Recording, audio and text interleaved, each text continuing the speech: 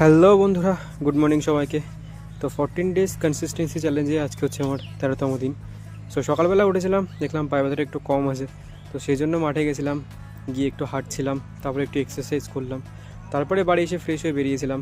মসলন্দপুরে আজকে একটা কাজ ছিল, সো সেই জন্য আমরা চারজন, আমি পল্টনদা, বিজয়, পবিত্র বেরিয়ে গেছিলাম। গোবরডাঙ্গা থেকে ট্রেন ধরে আমরা মসলন্দপুরে চলে আসলাম।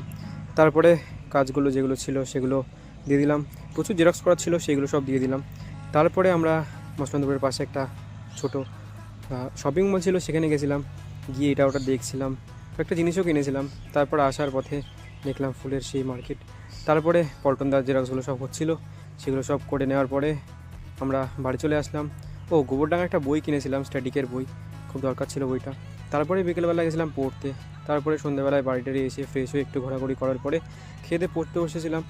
সো আজকে প্রথমে শুরু করেছিলাম জিআই দিয়ে, জিআইটা কমপ্লিট করার পরে তারপর শুরু করেছিলাম ম্যাথ, তারপরে ম্যাথ করার পরে শুরু করেছিলাম হিন্দি, আর শেষে একদম যে বইটা কিনেছিলাম সেই বইটা একটু দেখছিলাম আর কিছু হাইলাইট করে রাখছিলাম, পরে নেক্সট টাইম পড়ার জন্য খুব কাজে দেবে।